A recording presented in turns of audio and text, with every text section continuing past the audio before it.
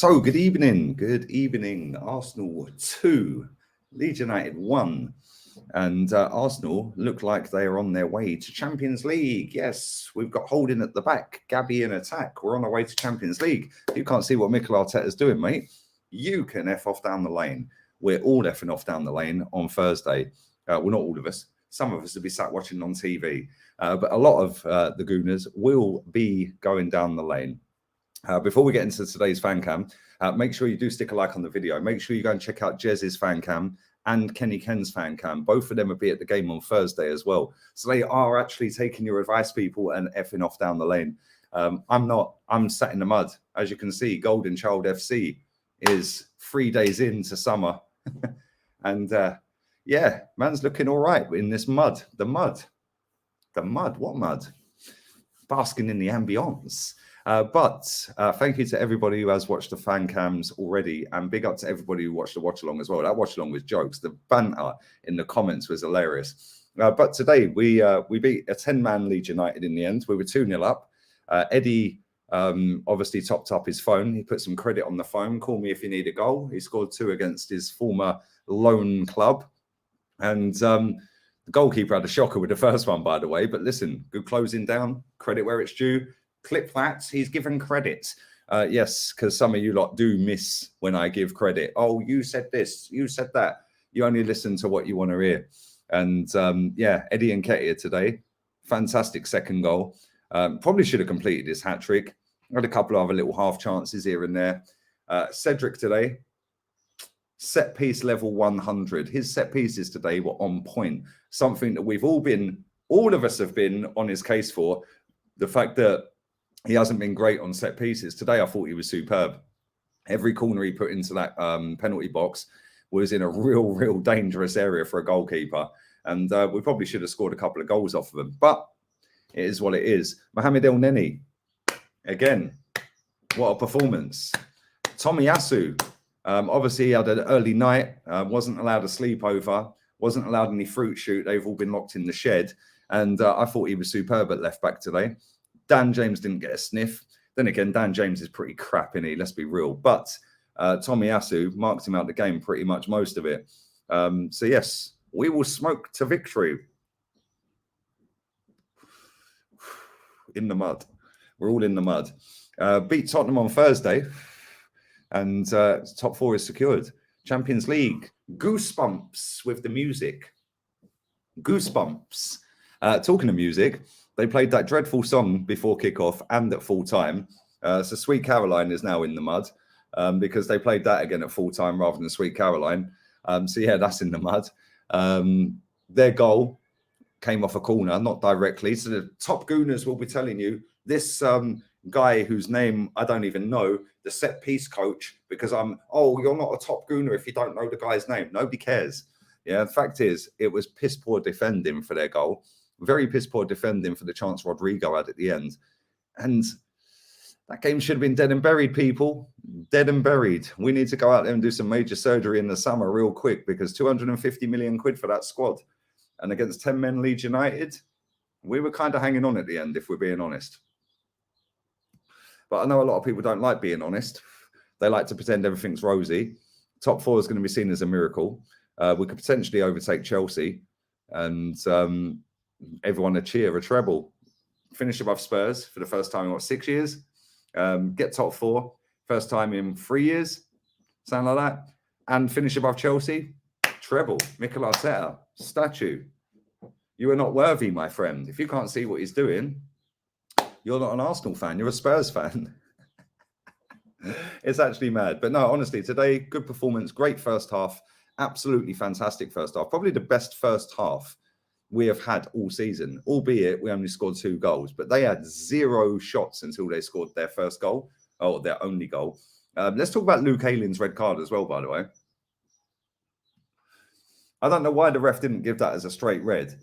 Yeah, because that was disgusting. I see people in my live chat on my watch along saying, oh, the game's gone soft. If Martinelli's foot is planted, he breaks his ankle. That was disgusting. Yeah, real talk. Let's talk about Granit Xhaka. Worst player on the pitch for me today. I thought he was shocking. The only thing he did well today was not get booked, because if he got booked, then he would have missed the next 2 games because he's on 9 yellow cards this season. If he gets booked, he then misses the next 2 games.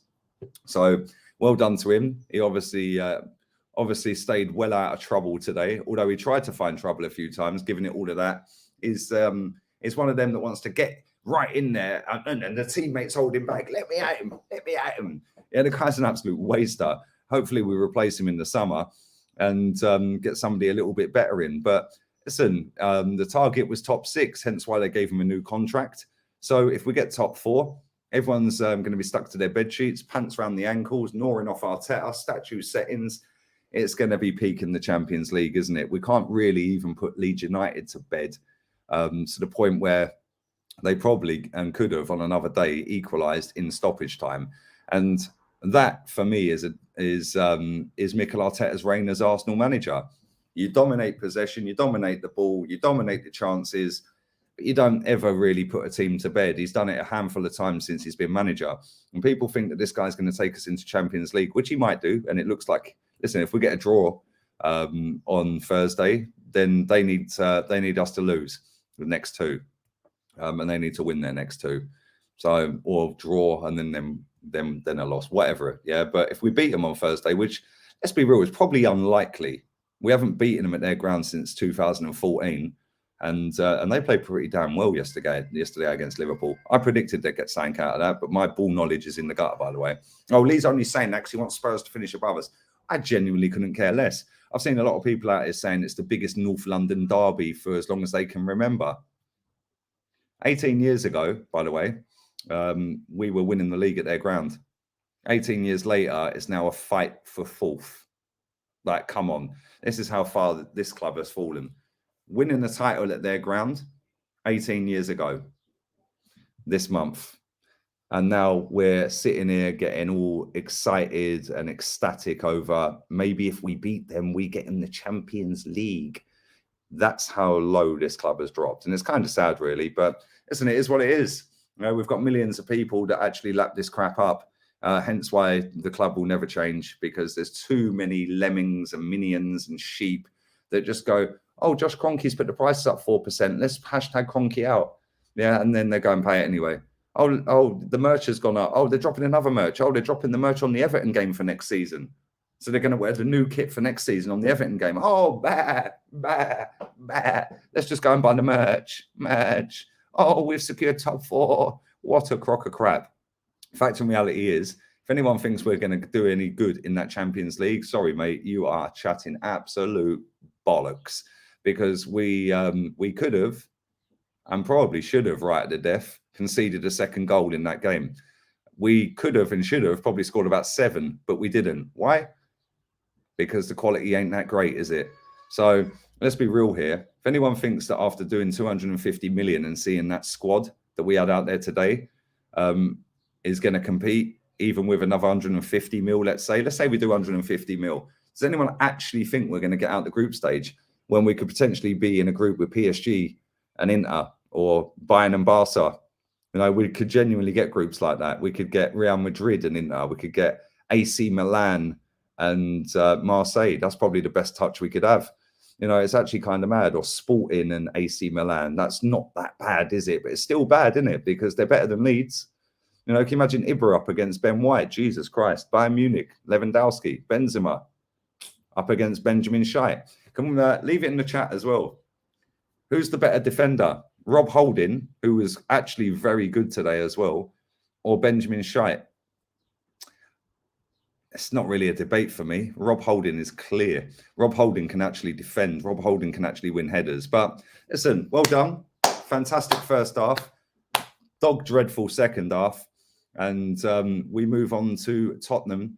They're not our rivals. They don't win nothing. But like I said, most of this fan base will jump for joy if we beat them, because it means we finish above them and we get in the top 4, which that's the Wenger legacy, unfortunately. But it is what it is. Don't forget, check out the other 2 fan cams from Kenny and Jez. Check out the player ratings. They'll be out later tonight. It's currently, 7:15 Spanish time, 5:45. So probably 9 o'clock UK time, I'll drop the player ratings. Keep your eyes peeled for that. Tomorrow, I'll be back again. And yeah, we're going to fully milk the profit off a win today. So make sure you stick a like on the video. Make sure you share the content. Make sure you are subscribed to the channel. And if you can't see what Arteta's doing, mate, you can F off down the lane. Arteta out.